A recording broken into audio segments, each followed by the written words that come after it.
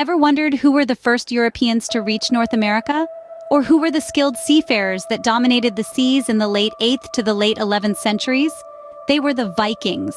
Emerging from the frosty landscapes of Scandinavia, the Vikings were not just warriors and raiders, but also explorers, traders, and settlers. Their voyages extended from their homeland across Europe, reaching as far south as North Africa and as far east as the Middle East.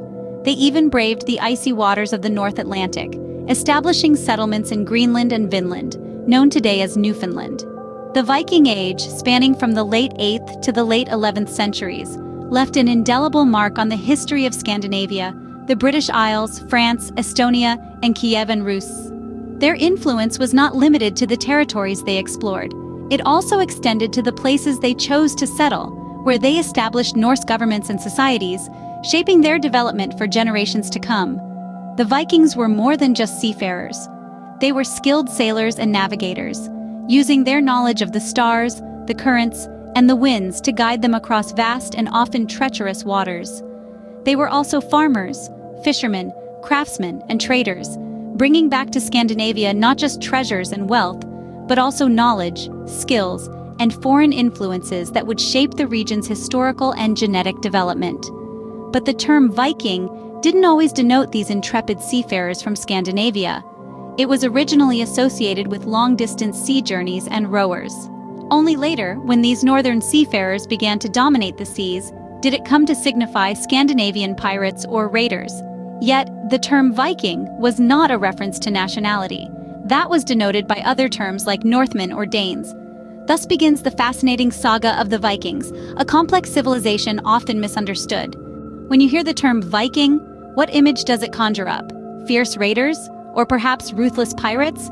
But the Vikings were much more than that.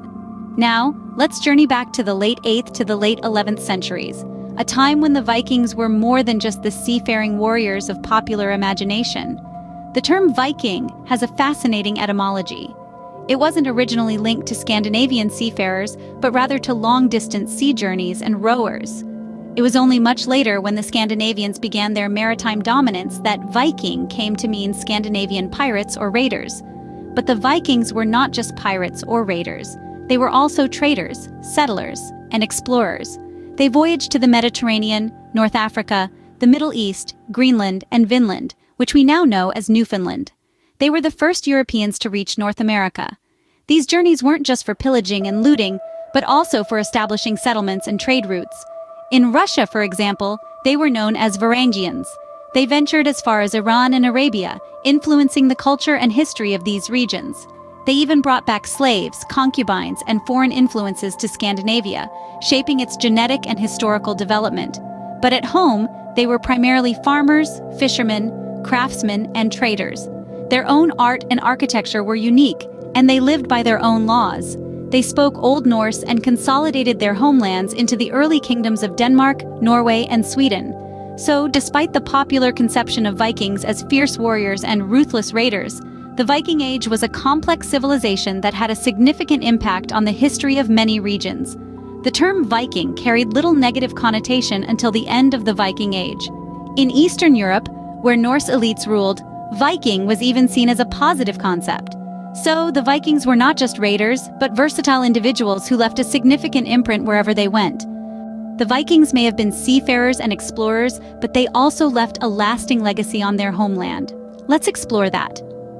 The Viking Age, spanning from the late 8th to the late 11th century, was a time of significant change and consolidation in the Norse homelands. The territories that we now know as Denmark, Norway, and Sweden were shaped and solidified during this period. This consolidation was not a mere political or territorial process. It was a cultural amalgamation, a weaving together of diverse threads that created the intricate tapestry of Scandinavian history and identity. The expeditions undertaken by the Vikings weren't just about raiding and trading. They brought back a trove of influences from the lands they voyaged to, including the Mediterranean, North Africa, the Middle East, Greenland, and even as far as North America. These foreign influences significantly shaped the genetic and historical development of Scandinavia. They introduced new ideas, new technologies, and new cultural practices. They brought back slaves and concubines, further diversifying the genetic pool of the region. But the Vikings didn't just import culture, they also exported it. They established Norse settlements and governments across various regions, from the British Isles to Kievan Rus' and beyond. They were known as Varangians in Russia, and they ventured as far as Iran and Arabia. These settlements were not just colonies. They were cultural outposts, spreading Norse traditions, art, and architecture across Europe. The Vikings followed their own laws, distinct from those of the lands they visited. These laws governed everything from property rights to personal conduct, providing a sense of order and justice within their communities.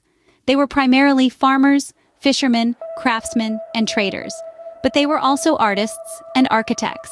Viking art and architecture is distinctive, characterized by intricate designs and a strong connection to nature and mythology. From their rune stones to their longships, the Vikings left an indelible mark on the world of art and design. The Viking legacy, thus, is rich and varied, shaping the cultural and historical landscape of Scandinavia. From the consolidation of Norse homelands emerged the early kingdoms of Denmark. But what were these kingdoms like? As the Viking Age drew to a close, the Norse homelands began to unify under a single banner, giving birth to the early kingdoms of Denmark.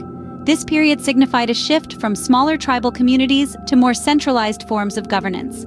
The early Danish kingdoms were not just political entities, but a complex blend of social and cultural aspects that made up the fabric of their society. They were primarily agrarian, with farming, fishing, and craftsmanship forming the backbone of their economy. Trade, both local and international, was also a significant aspect of life in these kingdoms. These kingdoms were not isolated but had extensive connections with the wider world. The Viking legacy of exploration and trade had established routes and relationships that the early kingdoms continued to build upon. They brought back not just goods but also ideas and influences from the lands they interacted with, shaping the cultural landscape of Denmark. The political structure of these early kingdoms was dominated by a monarch, often a king, who held significant power. However, power was not absolute, and the king often had to negotiate with local lords and chieftains, forming a complex network of alliances and agreements. Culturally, the early Danish kingdoms were a melting pot of old and new. The traditions and beliefs of the Viking Age continued to hold sway, but new influences were also making their mark. Art and architecture, in particular, were areas where this fusion was evident, blending Norse designs with styles and techniques brought back from their voyages abroad. These early kingdoms laid the foundation for the modern nation of Denmark that we know today. They were a time of change and transition, a period where the old ways of the Vikings were being reshaped into something new. These kingdoms were the crucible in which modern Denmark was forged, their legacy still evident in the nation's culture, society, and governance. The Vikings were known for their own unique beliefs and laws, but with time, a significant transition occurred: the adoption of Christianity. This pivotal shift in religious beliefs didn't occur overnight. The early kingdoms of Denmark were initially rooted in Norse paganism, a polytheistic religion that revered a pantheon of gods and goddesses, each with their specific domain. However, as the Vikings ventured out of Scandinavia, they came into contact with different cultures and religions, including Christianity. This exposure began to sow seeds of change. Christian missionaries, both willing and those taken as slaves, brought their faith to the Viking lands, preaching the gospel and converting individuals, often starting with the ruling classes.